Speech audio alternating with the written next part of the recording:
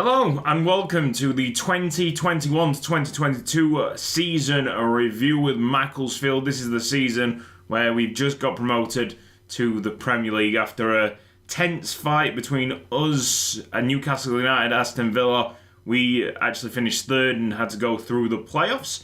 But a very good display by Gadel Tonari got us through into the Premier League. He basically carried us all the way through. So, here we go. We've got squad improvements to go through. I'll show you all the attribute improvements and the statistics that go along with this season. We've also got the other leagues to have a look at if they work. I mean, I don't even know if they work anymore. But we'll go through them now because I'm pretty sure we'll be shown incorrect statistics. Manchester United won the Premier League with 90 points over Man City at 82. Then at the bottom, Leeds, West Ham, Bournemouth. We won't be seeing them next season. That actually looks like it's worked. So maybe Man United did actually win the Premier League. Who knows? I don't know. Barcelona won the Champions League. If we've got that on show. Have we got that? Ooh, we might have got that. Let's just say yes. So Barcelona won the Champions League. So that's what you want to see. And I think that's it for the main menu, other than improvements of the players. So yeah, let's get into the nitty gritty. Who's going to be sold in the summer? Who's gone up? Who's been tremendous? Who's been a disappointment?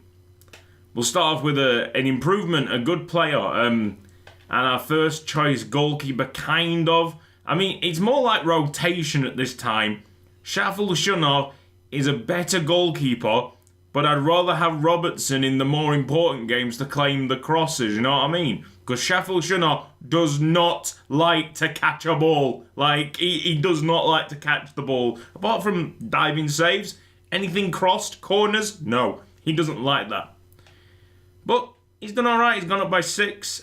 His goalkeeper kicking is apparently insane. I didn't know how good that was, but there it is. 86 goalkeeper kicking. Alright. Reactions are solid at 76. Saves with his feet, rushes out of goal. Sound. So that's Shafil. He has had 10 clean sheets. 10 clean sheets. And that is compared to the 7 clean sheets. Oh, what? Oh, of course, yeah, Robertson got sent off, didn't he? It was a wrong decision. He got sent off. He's played 24. Capuo's played 27. So, yeah, they're pretty close. They're pretty close. Shafil got the same average rating in the championship. This is insanely close. Carabao Cup, Robertson has got a really terrible average rating, but that probably is to do with the red card they picked up. So, it is really all to play for in the goalkeeping position. Let's see Robertson and his attributes. He's gone up by 3, so it's been a slower growth for Ian Robertson. He's gone up 1 diving, 3 handling, 3 kicking, 4 position, 3 reflexes, and 4 reactions. So that's that. He's got the long throw and the comes for crosses traits. Then we have the other guy, Penis. He's gone up by 11. He has 4 clean sheets from 18 appearances. He actually has a higher average rating in the championship than both Shafil and Ian Robertson. So that's cracking, isn't it? He has been quite a revelation, and we thought that it was only going to be a 2-horse race for the top spot in the goalkeeper. And maybe Rupinas has a late charge. That doesn't sound right. I think there's going to be Rupinas jokes all over the place. You think I'm done? You think I'm done? So, yeah, Rupinas could be, at the end of the series, the first choice goalkeeper. They all could be. It's up for grabs. So that's that. That's the goalkeepers all done. Sorted. Attributes. You've seen them. Yeah. All right. Sound. On to Max Jackson, who's just been so consistent. I mean, look at that. He might be like the Players' Player of the Year. That sounds like an award that Maximilian Jackson would receive this year. He has been just stupendous. Attributes. High work rate. I think we've changed that recently. Excuse me. And we got acceleration going up. His technical's still not great, but it's all about that physicality on the lad. Acceleration, 86. Sprint speed, 85. Aggression is up to 89. Interceptions, 86. So some good attributes there. And they've got Perry NG, shush baby please. Move on. Actually, has Max Jackson got any traits? Let's see his traits. Solid player, speed, dribbler, giant throwing. Sound. Perry NG, shush baby please. Xander Whiten, up by 8 to a 71 overall. I've been relatively happy with what he's been doing, especially... Oh, wow. Look at them Carabao Cup stats. Fair play. Two appearances in the Carabao Cup, 1 goal in the Carabao Cup, and 2 clean sheets in the Carabao Cup. Average rating of 8.2. That is a bit insane. So Xander Whiten is a good player as well. Varanus. Now he's moved from centre-back to right-back. And then, basically he went from centre-back to right-back, and then right-back to centre-back, and then centre-back to right-back, I think it was. He's now gone up by 11. If he stayed at centre-back, he'd probably be at about a 77 overall right now. But he's got some catching up to do. There he is, a team player. He is very much a team player, Varanus, and a very nice cog in the whole puzzle. Hong Bo Do, or cog in the machine. That should have worked. That would have worked better. Hong Bo Do, 76 overall, gone up by 11. I think he's got second wind. My man Hong Bo Do, he's developed. He's a big man now, and aerially, he's probably the best in the team. I mean, it sounds crazy, but this guy, if he's playing the heading game, yeah, he's probably going to win. As simple as that. Stats. He's only done 7 clean sheets. He's got 1 goal from that near post corner. I remember that. That was very recent. And actually 1 assist as well. His average rating through the total is 7.4. So a really solid season. And only Max Jackson, really, of the first team players, possesses a higher average rating. Garland Roy! What a boy, Roy. Mate. He's terrible, but he throws himself into everything, which means that he's not terrible at all. He's only got 4 clean sheets from 14 games. I've changed his work rate to high now, because I feel like he's got that energy. The energy. And there he is. I mean, I can't really fault him for his effort, his work ethic. So he keeps his place. He's got the energy, he's got the tenacity already. He just needs some technicals, really. Adam Brown's sword, he might be the weakest of the entire centre-backs. Let's keep it to centre-backs, because left-backs, there are a few players going. Centre-backs, this is probably the weakest of the lot. Even though, he's not really done anything wrong. That's what's a bit annoying. I don't really want to sell him.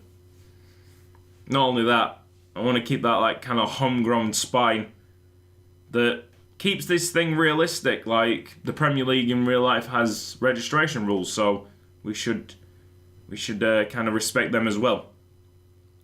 But he had a shocker in the playoffs. I think he played the Swansea City game when we lost 4-2. I think it must have been 5.3 average rating.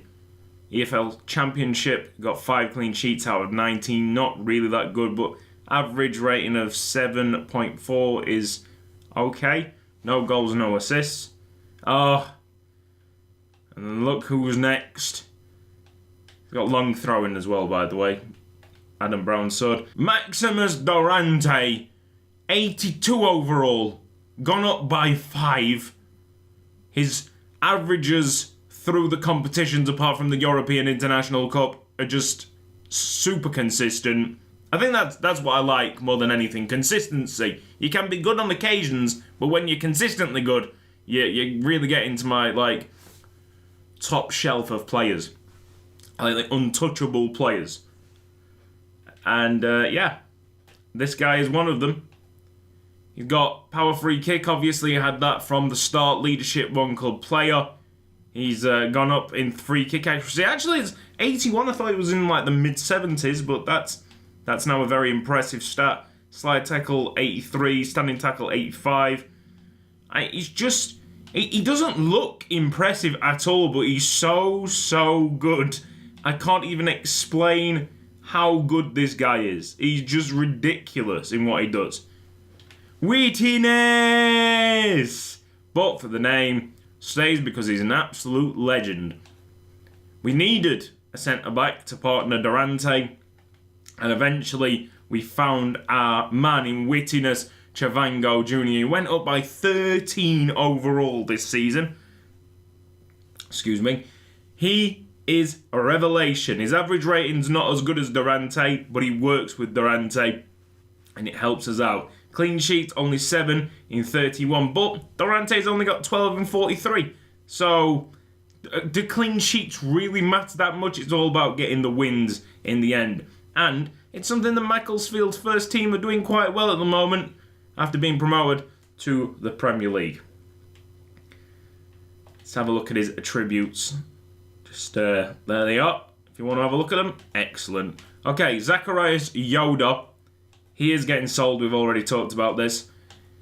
I haven't done the recent upgrades to him, I think like 3 months or 4 months. So we'll do that, and then we might have a bit more money to actually get from him, get from his sale. Be nice. Zachariah Yoda at like 74 overall instead of 70, if everything goes to plan. And you don't know. I don't know how. Sorry, I do know how much I've got next year, but I don't know what kind of players we could get with that money. There are some great names that I'm really looking at, but most of them great names come with a problem that they aren't that good, to be honest. And I don't know. Going into the Premier League, you kind of want to get a marquee signing. I'm looking at a guy that's around the same overall as Zachariah Yoda, so that's kind of, but not a tremendous signing. It's better than the other guys that are on my shortlist. I don't know. I feel like we might go big, and that would be interesting. Because the one that I really want is Papa Sek, but he's a centre-back, so where would the likes of Wittiness go? If we get Papa Sek, where does Wittiness go? And would you rather like get the marquee signing Papa Sek like 87 overall and like break up what Maximus Durante and Wittiness have got going? I don't know. I don't know. Pavel's off as well at striker, but Al-Saad will replace him. It's just about getting the right backups, I guess. It's gonna be a headache because I'm pulling no punches now. It's like if you don't consistently perform or have that spark about you, you are gone, mate. You are gone. And Zachariah Yoda, he went. So was Havel Yankovic. I never thought for a million years that we'd be sitting here in a season's time and going, Havel Yankovic is being sold. Because when we did this last season, he was one of the first team players. It was a higher rating than Max Jackson. And he just hasn't fit in at Championship football. Maybe we've seen his limit. Obviously, when he gets sold, that's actually confirmed now. I think he's going to River Plate. Yeah. When he gets sold, he will get his random elite potential. So he will grow into a really good player. We might see him in the Champions League eventually. But for us, it didn't work out, which is sad. What did work out is Johnny Lauder moving to left back. Now, He did get caught out a little bit against Swansea in the playoffs, but that's because he's still pretty slow and his reactions aren't the greatest at 71. But if he stays left back, then obviously we'll train up his sprint speed. We'll make sure he's nippy enough to get around. Let's have a look at the stats. They've actually got 6 clean sheets each. Johnny Loader's been able to do it in less games. He's had a solid season. And Jankovic, I mean, not too bad in the Carabao Cup. 7.8, a clean sheet. I mean, how? But okay.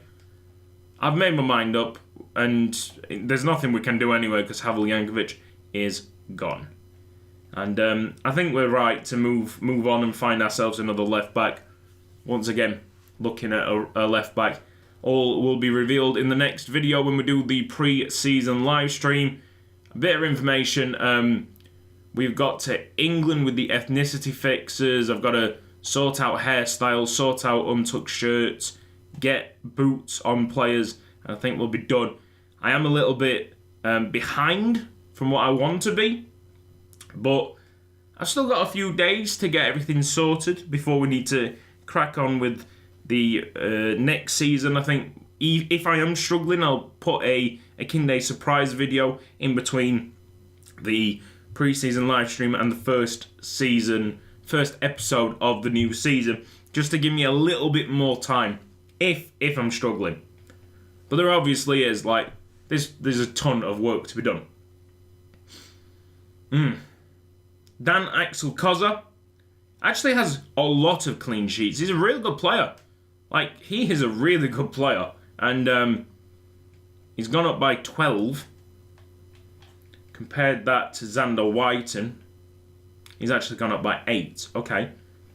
So, yeah, Dan Axel Koza hasn't done anything wrong. He played, obviously, a very, very good game in the Championship playoffs. Was it the second leg of the Swansea game? Must have been. It must have been, because that's the only one that we had a clean sheet in. So he's not going anywhere. He's a viable option for first-team left-back, quite honestly. There's only a 5 overall difference. Attributes look like this.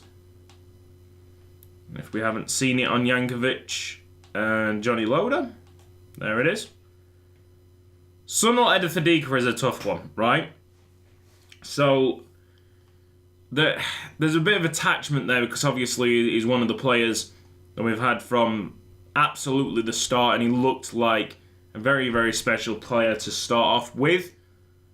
But I think we've seen everything that he's got to give, and I think this might be it. I think this summer might be when I finally let him go, which is just awful news for everybody who likes Sunil Edithadika. But I've given him plenty of chances. 17 games this time around, 3 goals. Some of them came when he was a striker. 5 assists is pretty good. He's a lot better as a centre mid, I feel, but compared to every other centre mid that we've got, apart from Storm Roofer, he's not carrying anything extra, you know what I mean? Storm Roofer, I'll give him a bye because firstly, it's his first season. Secondly, I've not played him that much, not played him enough. Like 13 appearances, I'm sure some of them came off the bench as well. And he's actually not done too bad. If you look at the average ratings, he's actually been alright. Sunil Edithadika posing some really good stats in the Carabao Cup. An average rating of 8.5. Oh, I don't know, man. I don't know. It's like a rock and a hard place. That's what it is. If we sell Edithadika, if we keep Edithadika, it's not going to... Oh, man, that's difficult. You see, there's a player that I've got, which is the 70 overall player that's a central midfielder that I really want to bring in. Obviously, that means taking out a centre mid, probably, unless we like move a couple of the players. Obviously, Collins, Mitov, Leahy, Wang, they're staying. they've done enough. Championship playoffs, by the way. Look at that. One game, he had a 9.2. Wen Ji-wang had a fine season. I don't know. It's gonna be really tough. really tough to figure it out. So there's Edith Adika's attributes. He's actually like leveling off. He's a very well-rounded player. Just if he was a bit more physical, it might work out for him. Right, Thapper. Terrible. Absolutely terrible. Shocking player. He went down. He's just... He's bad. And I stopped playing with him because it meant that I could protect my profits on the player. Storm Roofer. 70 overall, gone up by 6. Is high. I didn't even change that. It just came with high work rates, which might actually give him the edge. Like, that might be the reason why he feels more promising than keeping Edith Adika around, even though, like, he is 2 years older. Like, Storm Roofer is an old guy. He's probably the oldest in the side, actually. Let's have a look at that. Who is the oldest in the side? Oh, yes, Storm Roofer and then Wen Ji-wang. That's interesting. I mean, it doesn't really make any difference because we dictate who goes up and who goes down. So a 23-year-old can grow quicker than an 18-year-old in this save. Where are we looking? Where are we? Storm Roofer. There we go. So here we are. A very well-rounded player. You're looking for the well-rounded players really in centre mid. This guy more like a defensive-minded player, replacing Mitov. So would probably Morgan Collins, even though like he's bad at defending, he's probably better just sitting just ahead of the centre backs just to give him a bit more cover. And of course Mitov with Lee Hee Wang. Wang can play both, to be honest, and whoever we get to maybe replace Edith Adika or keep Edith Adika is another attacking midfielder option. So that's that. Sound. Wen Ji-wang. Let's talk about Wen Ji-wang. The acceleration is terrible. Ball control's really good though. 87 overall. Skill moves 2-star, 4-star weak foot. Not a well-rounded player, but he's got that promise. He did really well for us in that championship playoff game where we really needed him. Just well-rounded, a really good average average ratings in all competitions. Hang on, how can he have had 2 clean sheets in the FA Cup but only got 7.1? Maybe he was brought off the bench, I don't know. Next up, Tobias Leahy, stunning player. He didn't play very well in the FA Cup, but everywhere else he was cracking. He was our best midfielder for output. If you take Collins out of consideration, most of Collins' games came as a striker, so we're not really including him here. He had 8 assists, 8 clean sheets, 1 goal, average rating of 7.5. Here is attributes. Once again, well-rounded. He's got outside of the foot shot and swerve pass. There he is. That's probably the most circular of the attribute wheels. Which you really want as a centre mid. And maybe like wing backs as well. You get like a circle attribute wheel for wing backs, then you're really onto something. Alexander Mitov. Whoa, what a lad. He's got the flair trait. I can't believe I put that on him. Leadership and long throwing. Let's have a look at this. I think he's more aimed at defending, obviously, because of his time at centre-back. But his wheel's coming along. It is way more circular than, say, Wen Ji-wang's. Morgan Collins is probably in the same boat, but more attacking sense. Yeah, Mitov's doing well. Can't really complain. He's a grand player. Playoffs, he doesn't seem to have done that well, but we'll gloss over that one. Hopefully he's not a bottle job. That's not right. That's not... In the Championship playoff final, he blocked a shot that was destined to go, well, on target at least. Robertson could have pulled off like an insane save. So how did he only get such a low average rating of 6.9? I don't get it. I just don't get it. Morgan Collins, 74 overall, plus 6. Good stats, really good stats. 34 appearances, 5 goals, 10 assists, 7 clean sheets. You can understand with the 10 assists why I wanted to put him back in centre mid, because I think he's just way better there. His vision is something outstanding. You can see his vision 76. He's passing. Let's have a look. Ball control's there. Passing, short pass is 76. Long pass is 74. He's more suited to a centre mid role, I think. What's his finishing? Finishing 75. Composure is... Oh, try and find composure. That might be a thing. Composure is 72. I mean, he can do both, can't he? But with the way that I play, I'd rather have him in centre mid. Okie dokie. Moving on, Cammy Considine with his 70 overall, plus 7. He didn't really do much wrong. It's just that he doesn't have that spark to keep with the side. Even though he has a great name, that doesn't save you in such a harsh environment that is the Macclesfield YSL. If we're in a different save where there wasn't that many great names coming through, then he might stay with us. But it's just not. It's not worked like that, sadly, Cammy. So that's 70 overall, gone up by 7. There was improvements in the season, but not quick enough. Quite nice, good average rating in the Carabao Cup. Got his 1 goal, 2 assists, 3 clean sheets in 12 games. Sound. Dennis Blisker.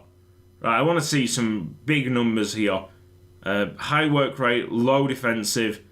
There's his improvements. His short pass is up to 88. His crossing's 87. He's got set play specialist. He's got flair and early crosser that he had when we actually got him into the side. That's how he started off as a winger, because I think he began his life as a central defensive midfielder.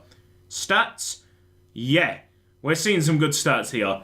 37 games, 9 goals, 15 assists, 9 clean sheets, an average rating of 8.1. Yeah, that's not bad there.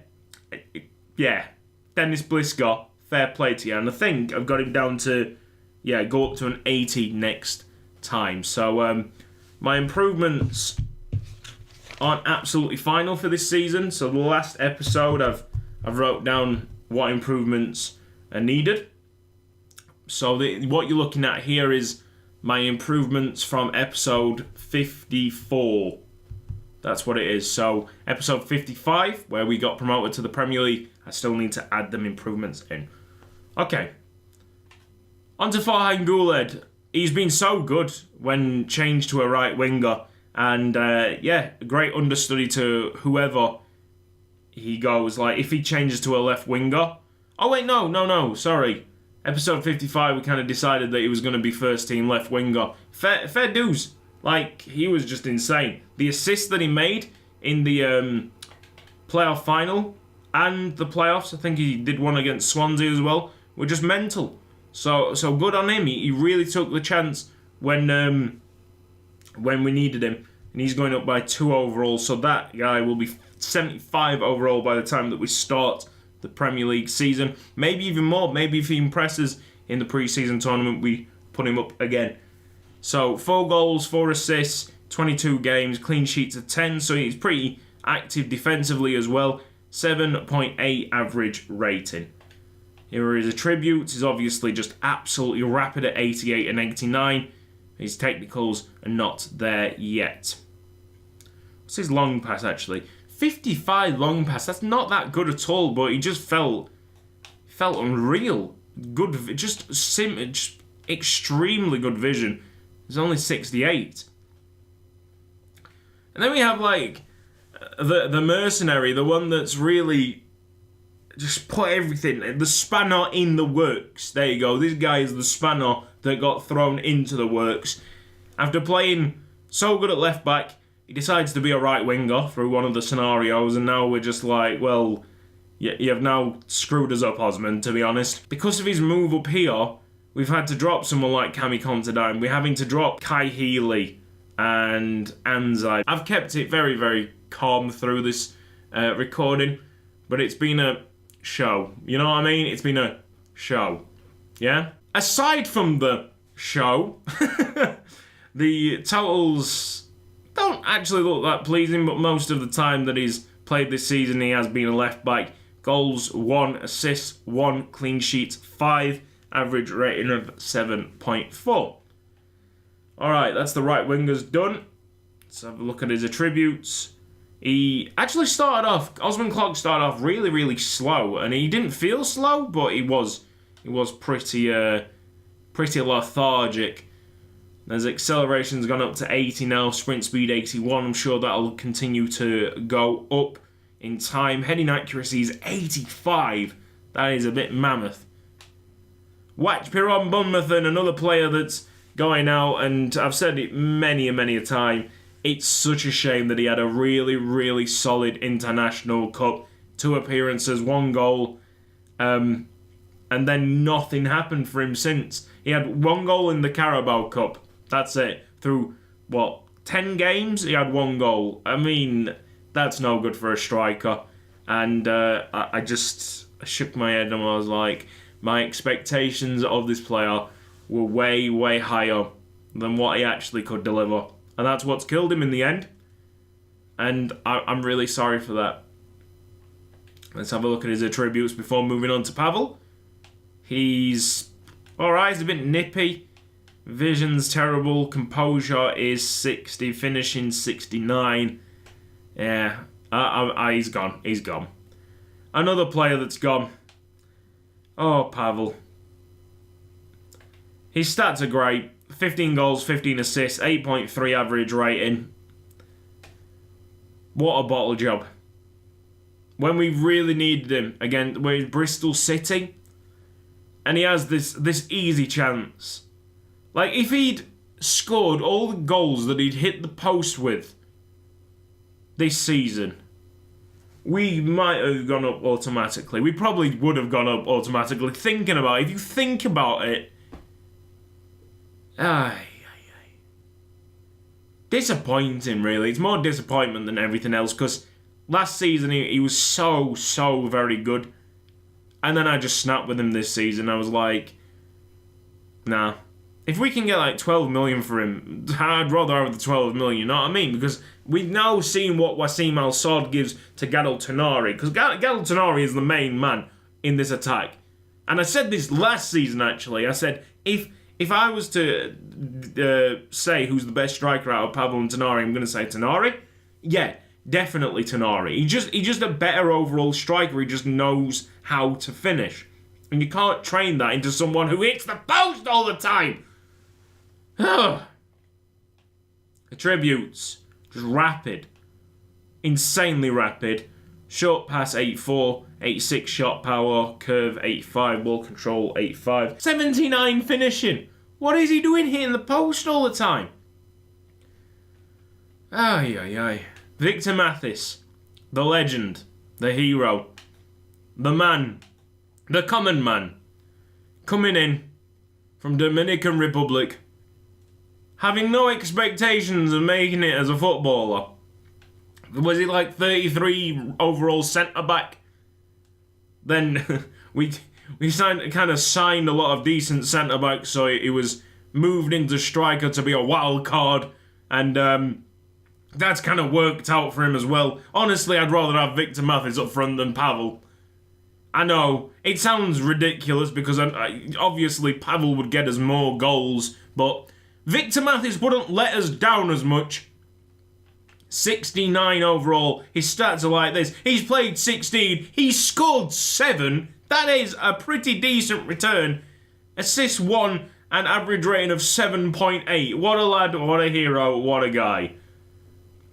Serik Yesimov, since coming back from the loan, has also been quite a substantial character in this season. His development has been unbelievable. He's gotten up by 17 to a 71. His averages 7.9. He scored that crucial goal in the Championship playoffs. He got a 9.0 average rating in the International Cup to give me a little bit of a flavour of what he could actually bring to the side after I booted him out on loan and I started to lose faith in him. He was like, no boss, I'll show you what I can do. And my goodness, he has shown me what he can do, and he's very much in my future plans. He could easily be a big player moving forward, easily.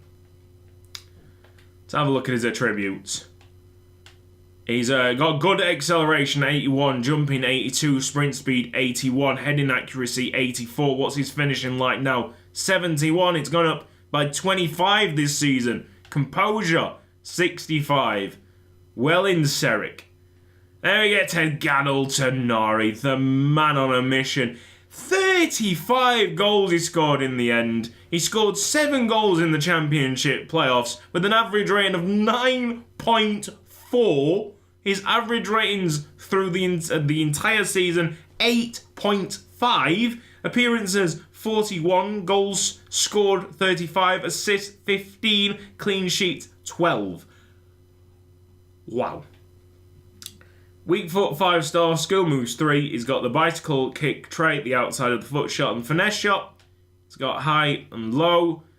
And here is his stats. Acceleration, 84. I think his strength's pretty good at 73. Yeah, sprint speed, 82. Attack position, 83. Composure, 75. Finishing's now up to 87.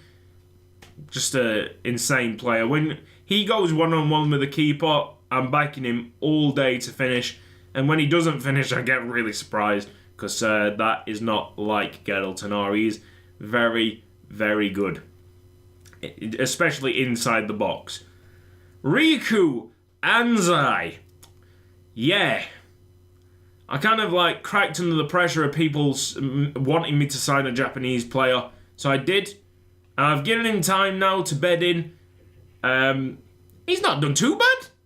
You know, his stats are okay. But he hasn't got that spark. Same with Kai Healy, who really did feel like he did have the spark at one point, but that's faded out. So Riku Anzai and Kai Healy will be leaving the club.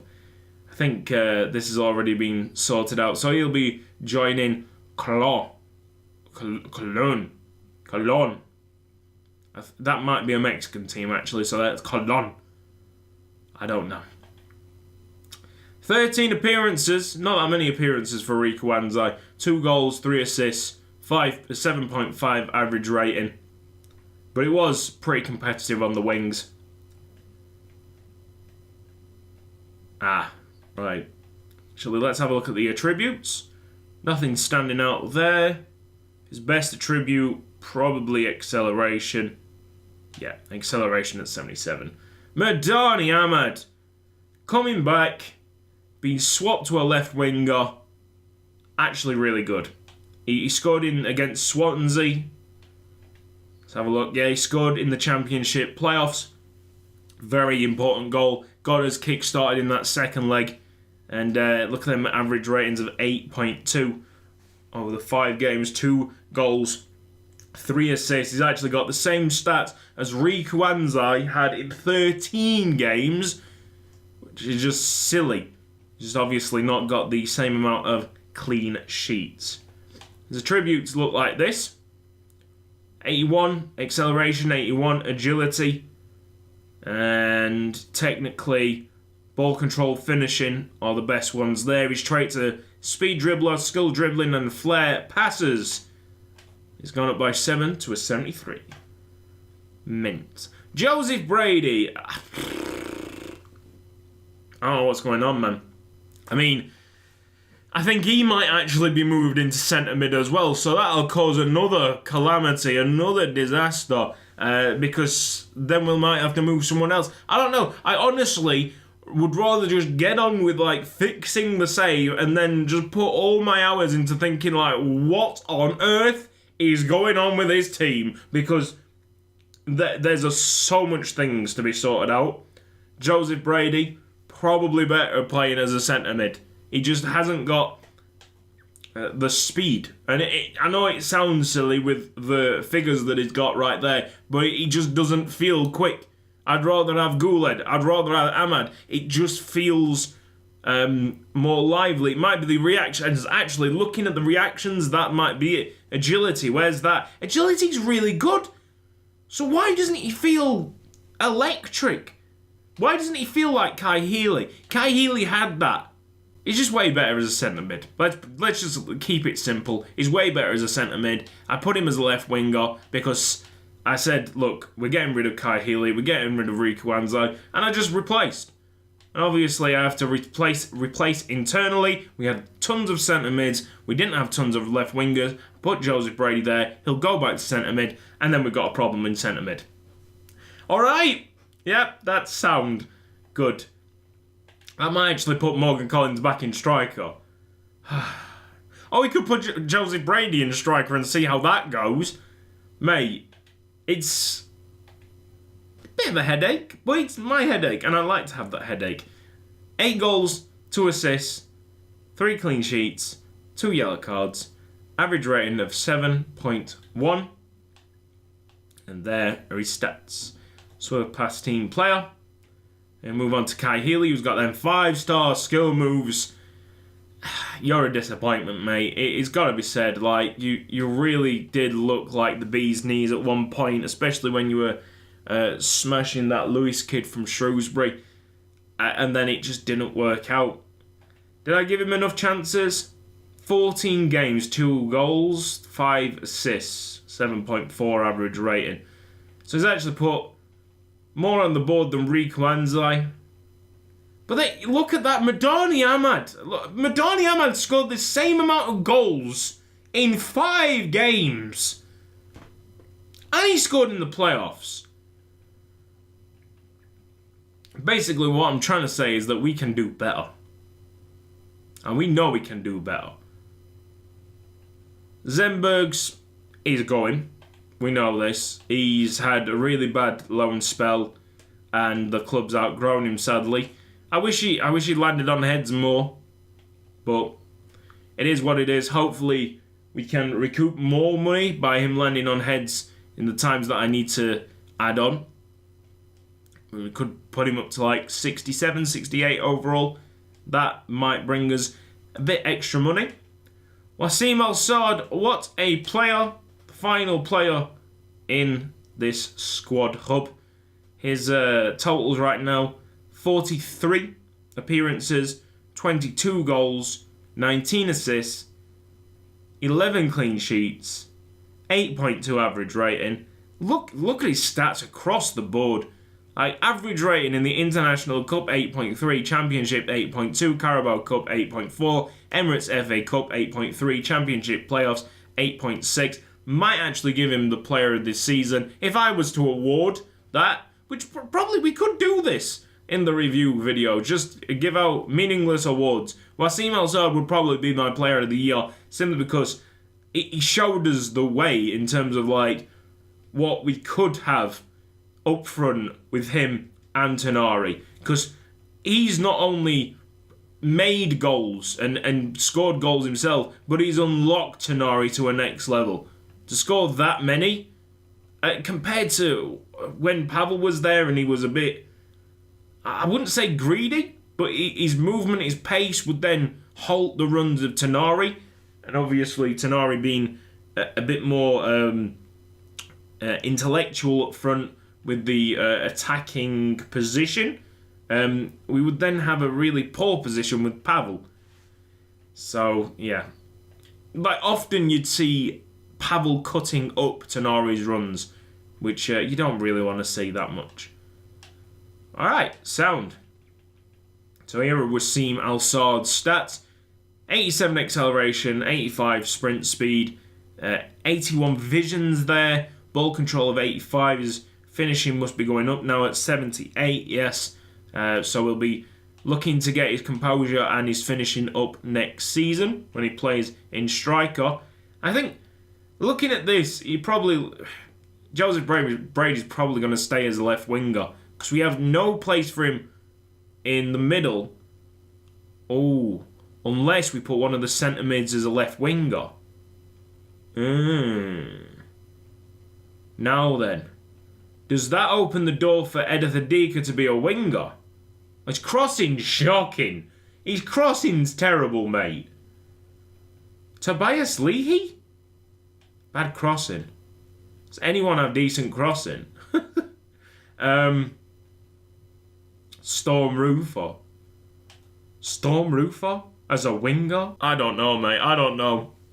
It's going to be interesting. Right, this has been Cutzy. Thank you for watching this review of our season. A little insight into the Macclesfield world. Sorry if I've upset anyone. If Sunil Edithadika gets sold in the end, then look, I tried to keep him around, but it's onwards and upwards from here. It's the Premier League next. We must have an elite squad of players that I can trust. And right now, does Sunil Edithadika cut it? I don't think so. But that's for me to figure out in the next couple of days whilst I fix this save. If you've enjoyed it, please give the video a like. If you're not subscribed around here, press the red box and the bell icon for mobile notifications. I will see you next time.